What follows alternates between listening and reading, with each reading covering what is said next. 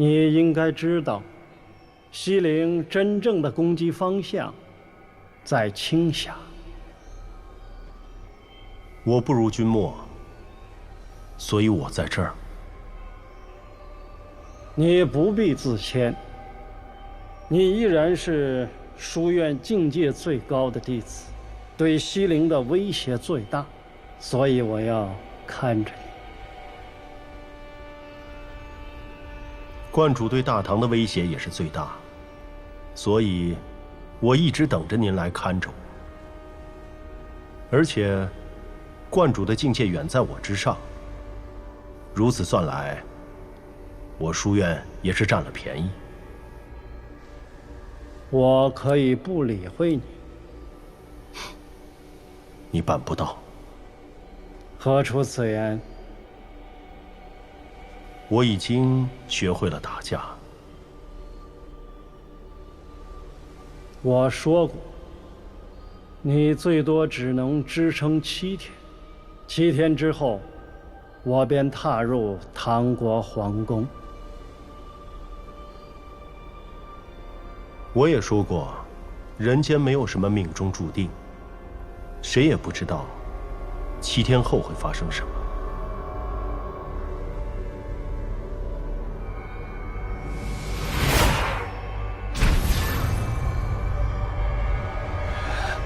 老爸，我突然想起小师叔说过的一句话。对，我觉得此时此刻这句话最能表达你我的心情。哪怕千万人在前，我要去那便去。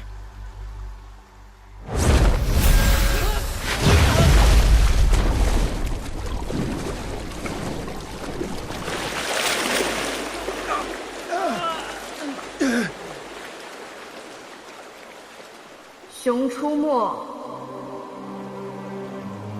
哦，三先生。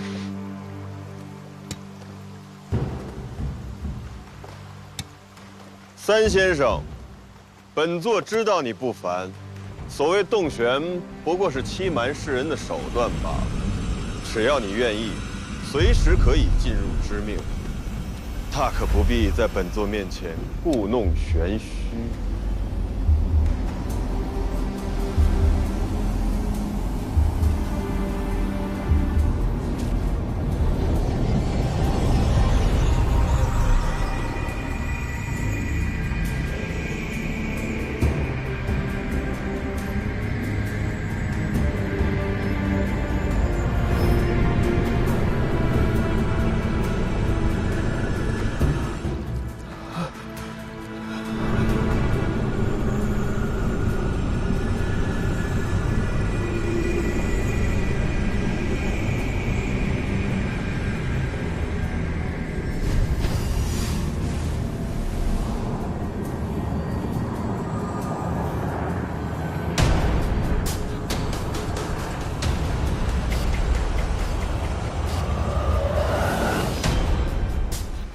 须臾之间，你竟容窦玄进入知命界天峰，当真世所罕见。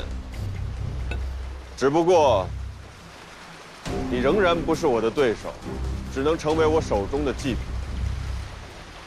道门尊敬夫子，看在你老师的面子上，交出镇眼杵，饶你不死。看在你这么愚蠢的份上，我饶你不死。三先生，你当真以为有实力打败我吗？可笑至极。西陵神殿果然江河日下。上一任掌教虽然也很愚蠢，但他见了我，绝不敢像你这般狂妄。你是谁？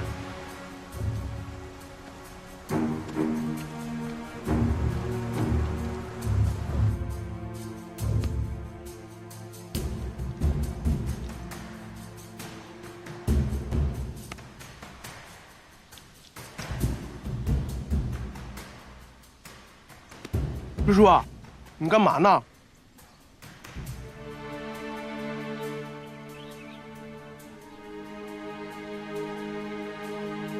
食鱼龙鸟。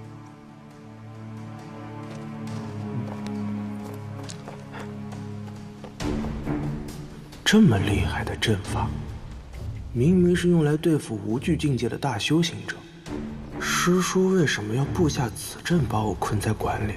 我又不是无惧境界了。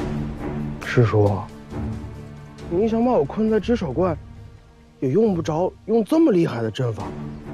我还没达到无惧呢。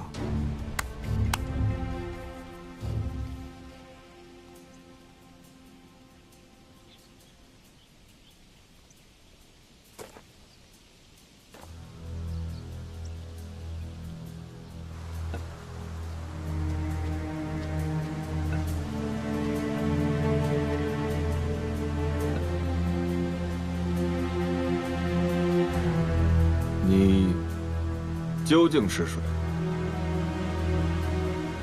你有什么资格问我的名字？即便你带着金脸，坐在了高高的神殿之上，我也知道面具背后的你是怎样一副德行。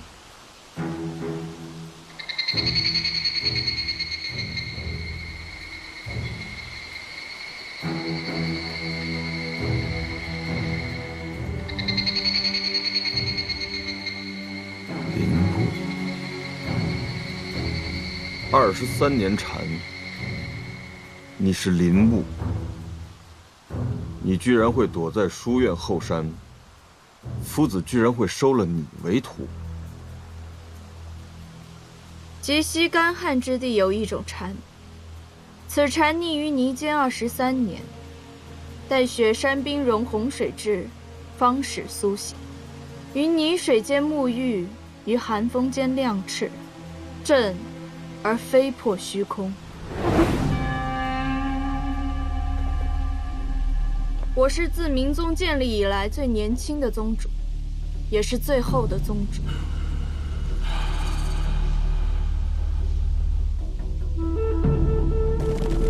我明宗被你西陵围剿，几近覆灭。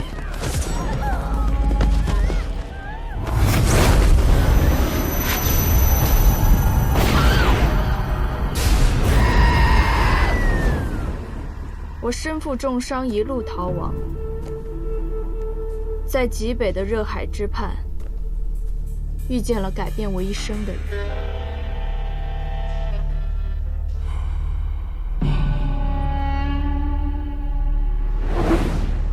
你虽身为魔宗之人，毕竟是一代宗主，竟然改换门庭，拜外人为师，你可知道羞耻？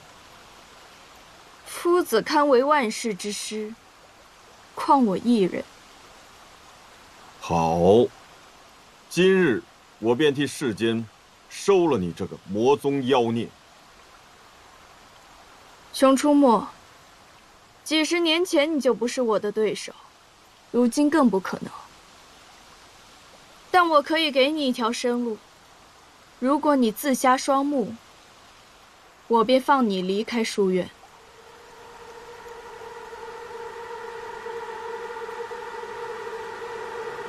23年禅，林雾，你真以为越过了5境，就可以天下无敌了吗？我从未想过无敌于天下，我只求明悟正道，洞悉真理，却被你西陵污蔑为魔。邪魔歪道，用得着我来污蔑吗？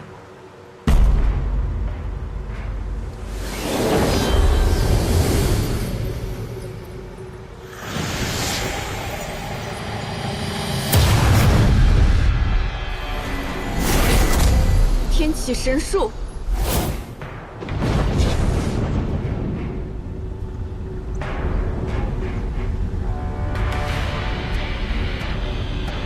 掌教大人竟然使用了天启神术，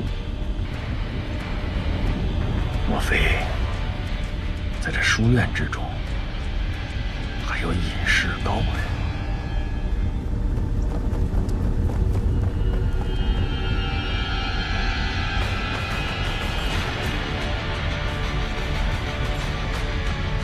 掌教去了书院。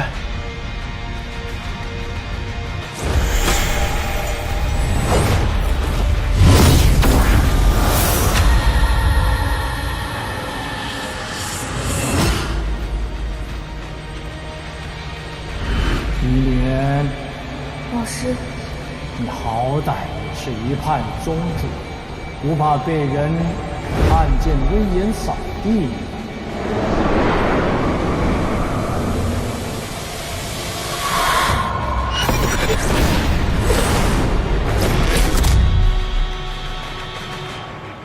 天齐神术算什么？他不过是个跳梁小丑罢了。是的，老师，即便入了天启，也只是一个离昊天近一些的小丑。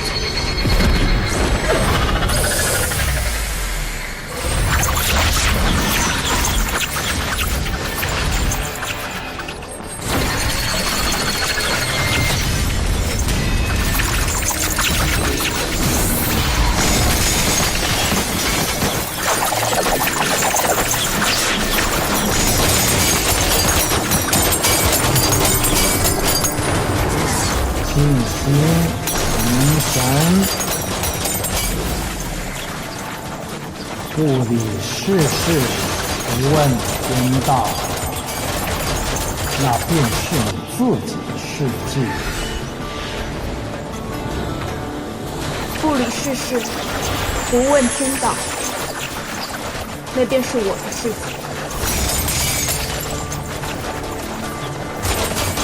狂妄愚蠢！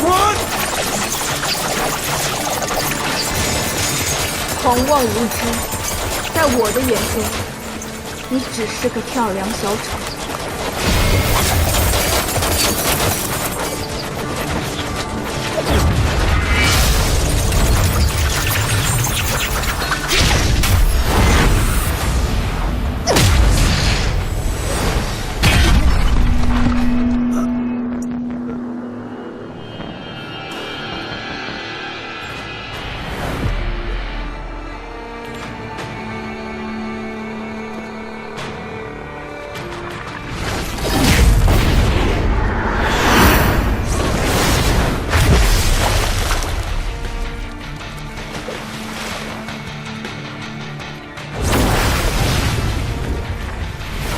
滚回西陵，为了书院以后更大的计划，今日我留你一命。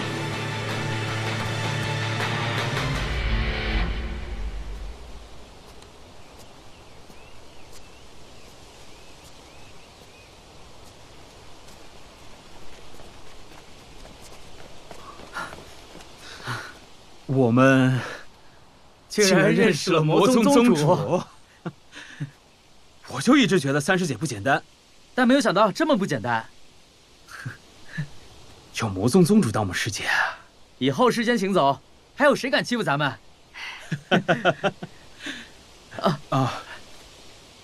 辛苦三师姐。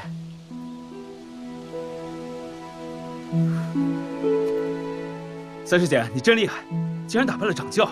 对。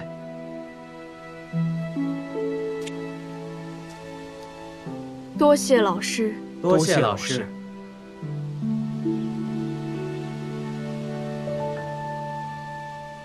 好了，我要去一趟都城，书院就交给你们了。师姐路上小心。保重。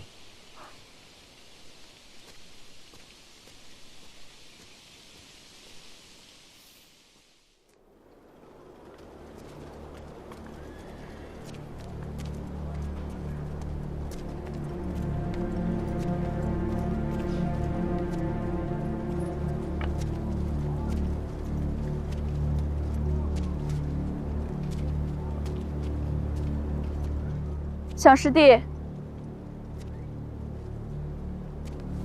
三师姐，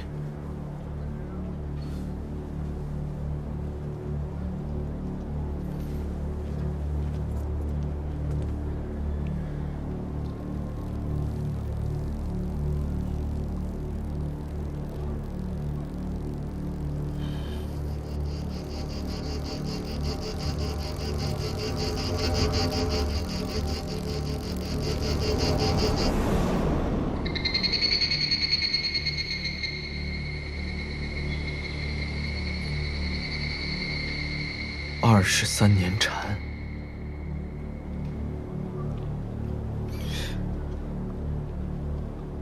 原来你是魔宗宗主。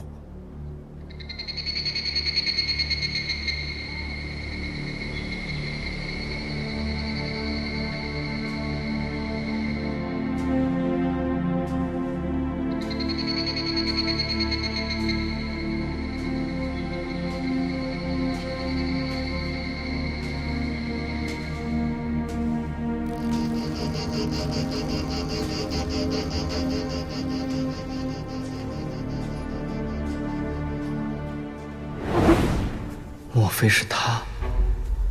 当年我与夏侯雁明湖决战，很多人想我死。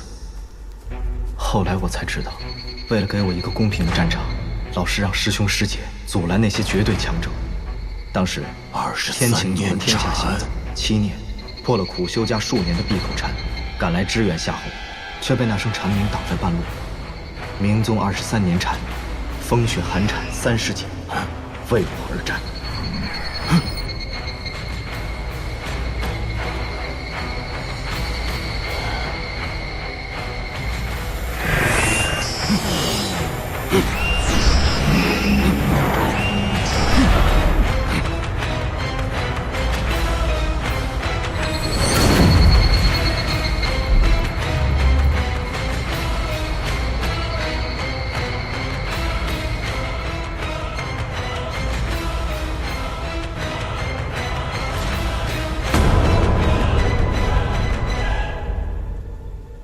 魔宗宗主，23年了，你终于现身了。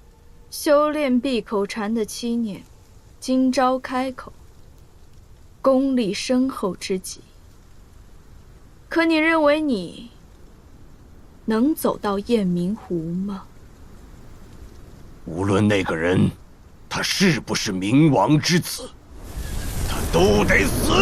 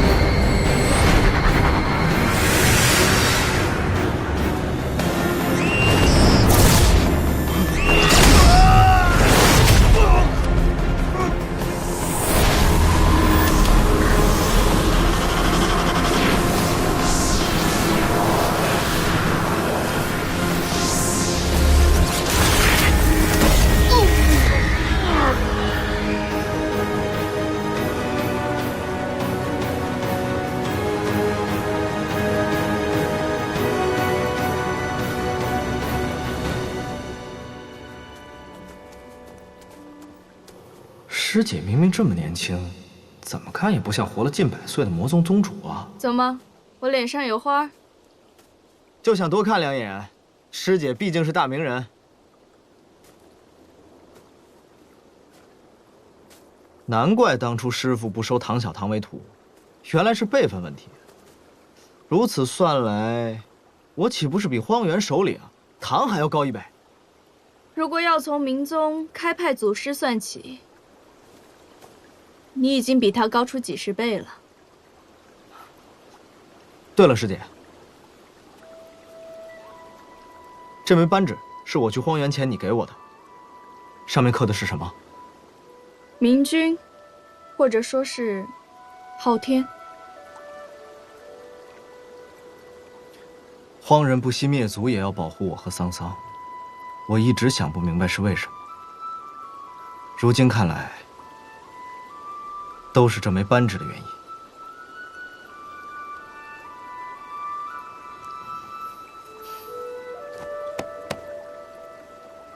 宁缺谢过三师姐。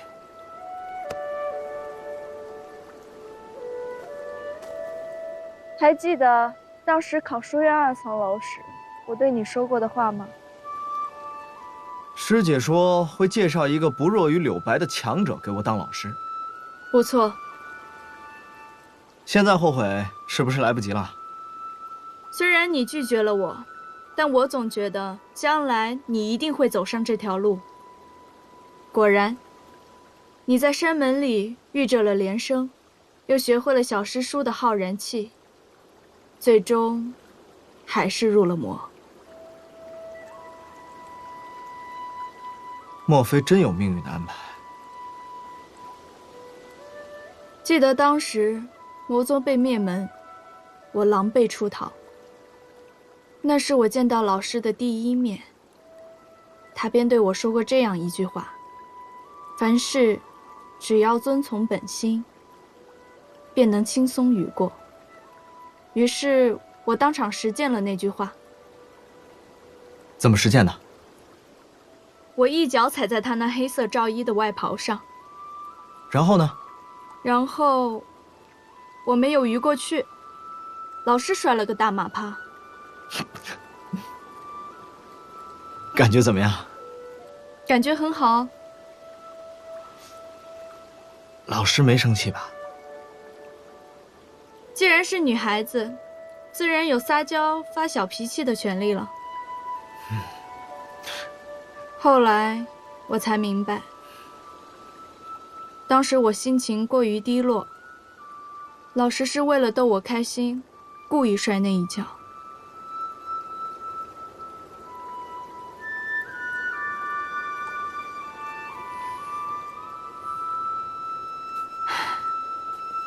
我常常想念他，这世上没有比他再更好的人了。我也是。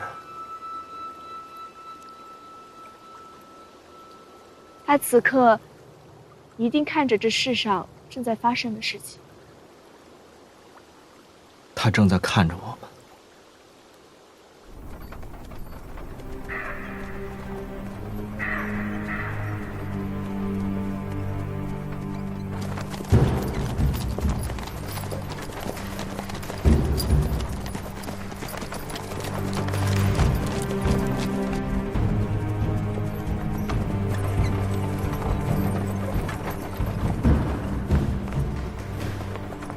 裁决大神官，请放心，武道修行者已经在山上了，据回报，应该没有问题。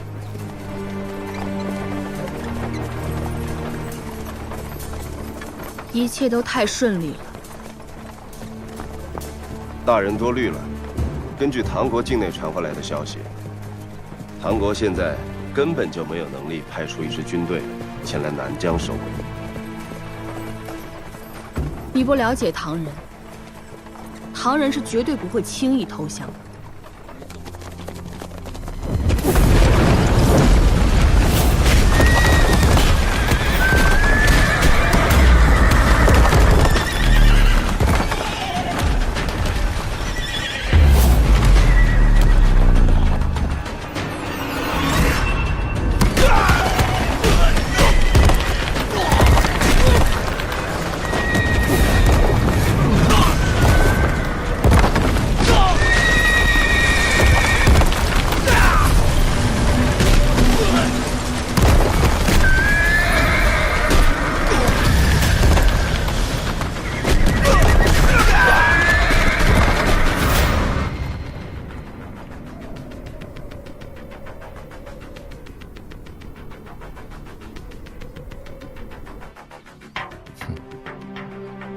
唐国耗尽无数资源和心力打造的青霞大阵，如遇强敌，便是一座杀阵。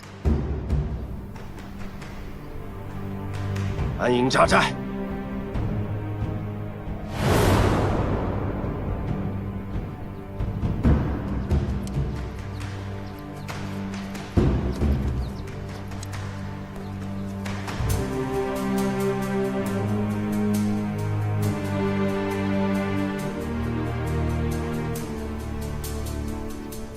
君莫，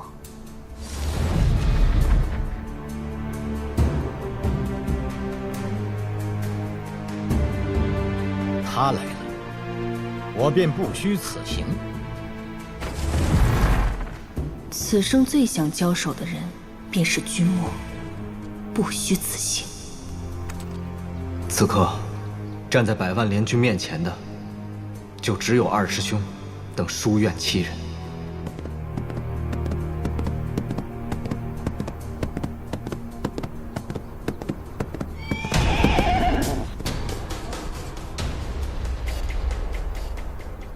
夫子都打不过，更何况你们这些弟子。老师与天战，我们这些弟子便在人间战斗。苍天可否逆，如今尚未知。但你我之间的胜负，很快便能知晓。西陵大军在此，你们如何阻拦？想通过青霞先击败我，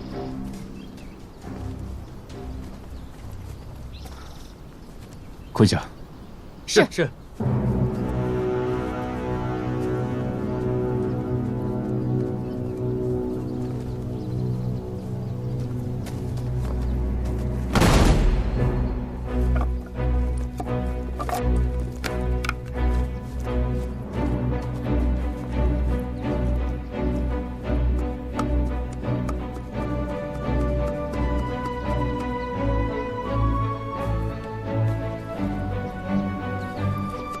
师兄可能会死，人总有一死，也可能不会死啊。师兄穿的是你做的最强的盔甲，怎么可能会有事？徐氏夏侯的铠甲也是我跟老五做的。这都什么时候了，你不能说点吉利话。天机如此。我西陵的铠甲，乃是修为极高的符师所制，就连你们修行者的飞剑，都很难刺破铠甲。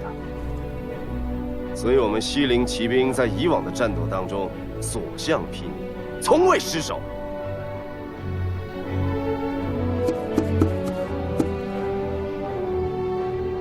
老师在天上看着我。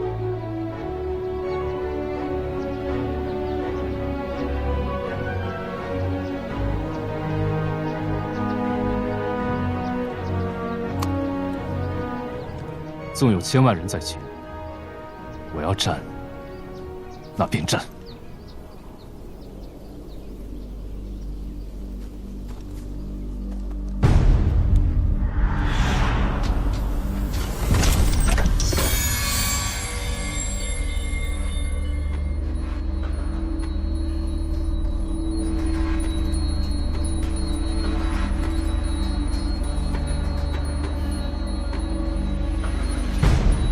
看出了什么问题？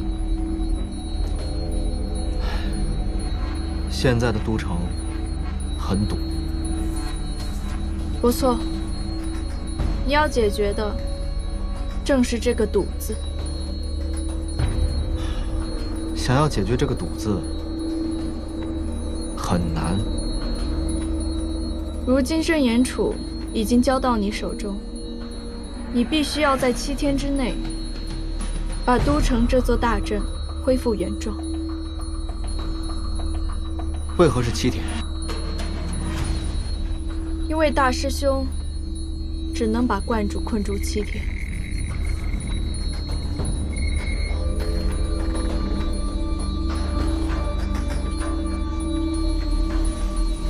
现在唐国面临的最大危险，分别来自于3处。一处是自荒原北下的金帐王庭，一处是由西陵和南进北上的西陵联军，最后一处便是只手观观主。真正让人担心的，还是只手观观主和南方的局势。现在西陵直逼青霞，可是唐国南方现在还没有一兵一卒。可是，从都城赶往青霞，最快也要7天。所以，二师兄他们也必须撑够7天的时间。决定胜负的战场只有2处，一处是都城，另一处便是青霞。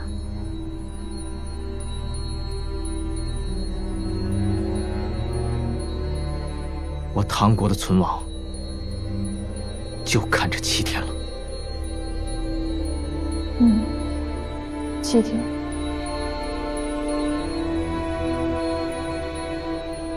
宁缺，你有把握在这7天之内，把都城这个精神阵恢复原状吗？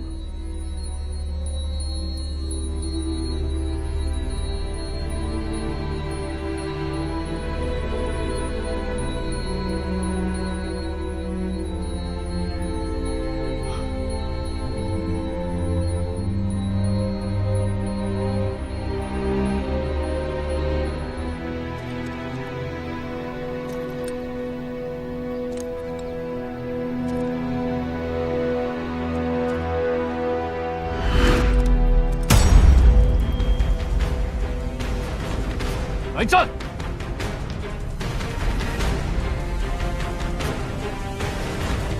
要战，便来战！西陵骑兵准备冲锋！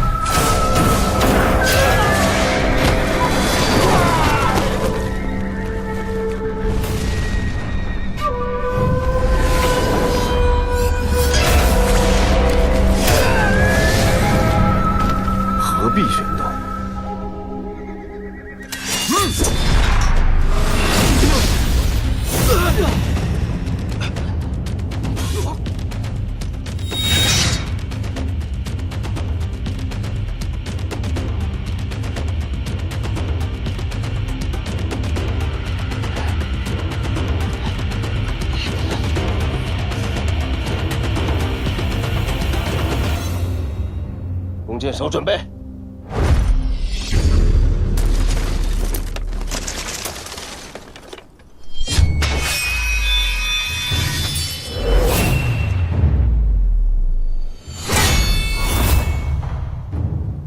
老九、老十，回来！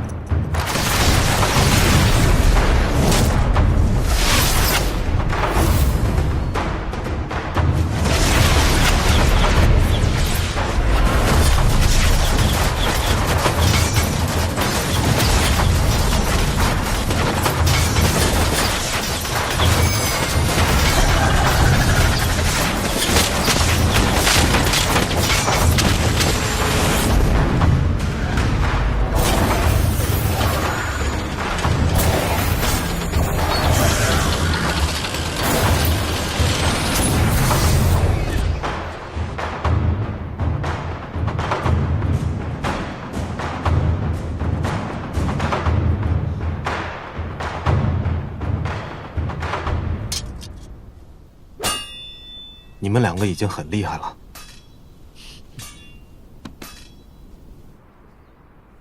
书院后山弟子，除了大先生、二先生、陈皮皮还有宁缺之外，其他人都留在洞玄境很多年。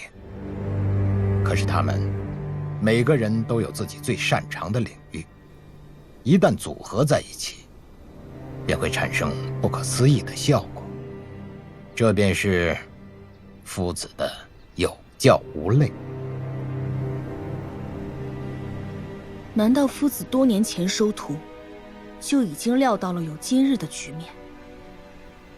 裁决大神官，书院那2名乐师已经坚持不了多久了，相信再有几次进攻，便可以拖垮他们。你能拖垮那2名乐师，却不能拖垮二先生。属下已经尽力了，不知大人有何良策？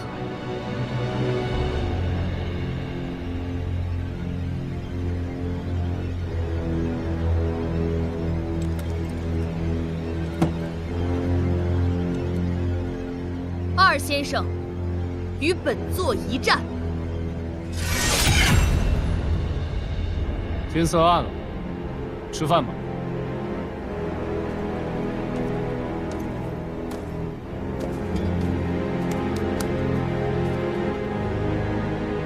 只有书院弟子才会把吃饭看作是比天还大的事儿。大人，不要中了敌人的缓兵之计啊！将士们都累了，鸣金收兵，明日再战。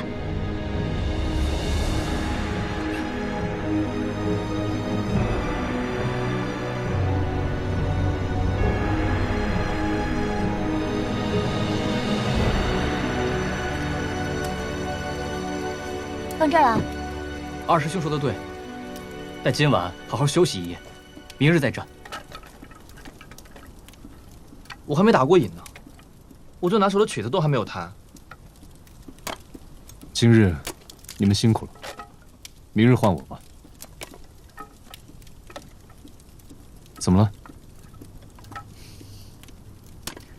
二师兄，我们进后山这么多年，你还从来没有表扬过我们。对啊，甚至都没有对我们笑过一次。是吗？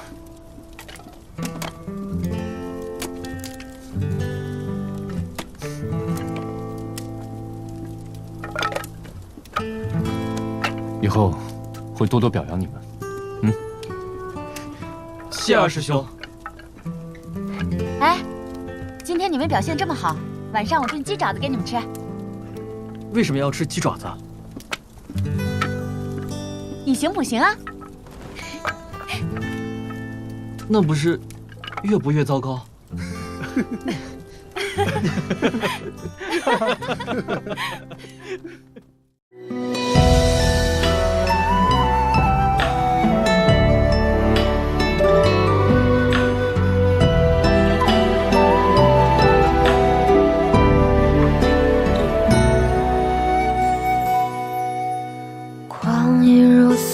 春去秋来，昙花谢花开。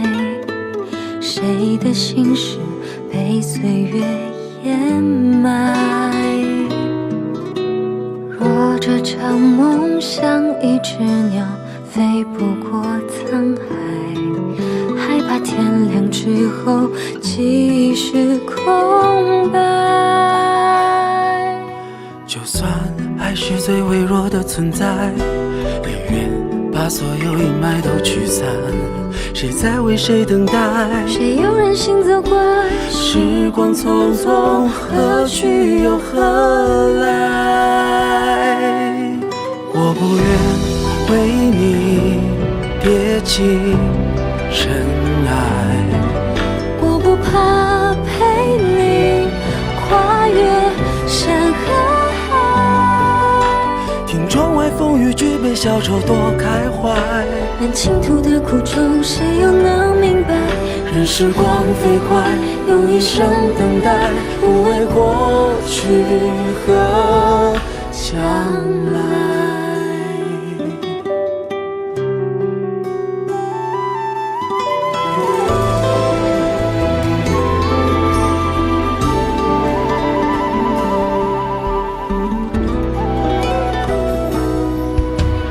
光阴如梭，春去秋来，昙花谢花开。谁的心事被岁月掩埋？若这场梦像一只鸟，飞不过沧海，害怕天亮之后记忆是空白。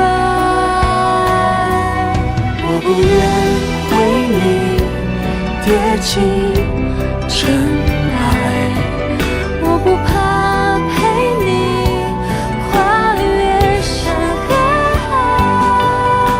听窗外风雨，举杯消愁多开怀。任倾吐的苦衷，谁又能明白？任时光飞快，用一生等待，不为过去和